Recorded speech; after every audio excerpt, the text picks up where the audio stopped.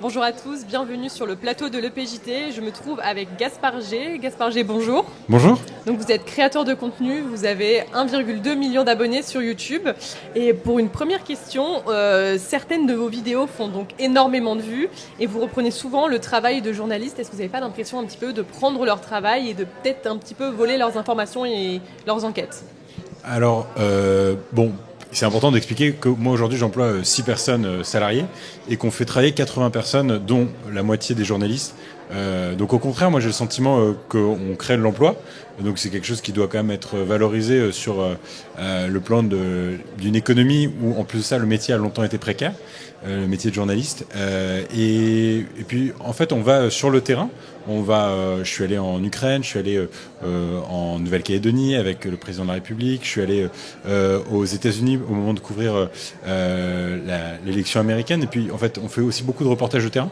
Donc effectivement il y a un premier des vidéos qui sont des vidéos face cam dans un studio où on s'appuie, comme beaucoup de journalistes de plateau, sur du croisement de sources de nos confrères qui ont fait du travail sur le terrain, ou en tout cas de journalistes, puisque moi je ne me considérais pas comme journaliste, mais les journalistes qui travaillent pour la chaîne s'appuient sur le travail de confrères. Et de mon côté, je me rends aussi sur le terrain, donc directement auprès de l'information. Et du coup, vous dites que vous ne vous considérez pas comme journaliste, pourtant vous avez fait de nombreuses émissions radio notamment. Est-ce que vous vous sentez légitime à prendre la parole ? Comment est-ce que ça se passe à ce niveau-là ? Moi, je me sens pas légitime ou illégitime. Je prends la parole quand on me la donne. On me propose effectivement. Certains aiment me catégoriser comme tel, d'autres comme créateur de contenu. Moi, pour ne froisser personne, je préfère dire que je suis créateur de contenu plutôt que journaliste, parce qu'effectivement, il y a toute une étiquette, une symbolique autour du mot journaliste. Et donc, pour moi, c'est important de pouvoir le faire dans le respect et l'héritage de cette profession. Et donc vous vous considérez pas du tout comme journaliste ?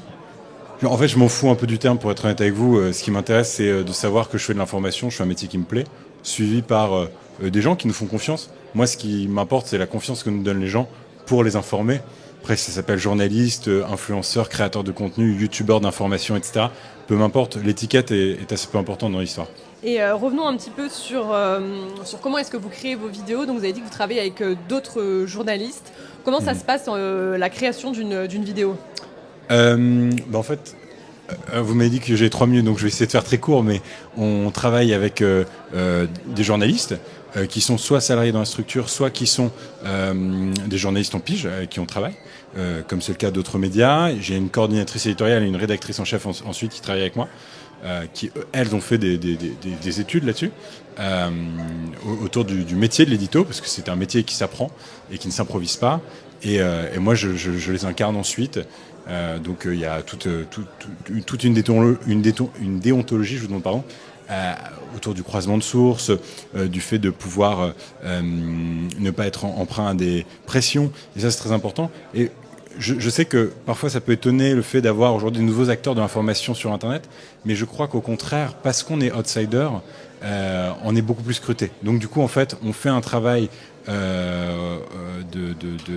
précision qui est parfois plus important que certains grands médias qui font foi aujourd'hui, mais qui du coup, parfois, un petit peu dans l'exercice du métier, peuvent être défaillants. Merci beaucoup. Donc en fait, Gaspard G, c'est un média.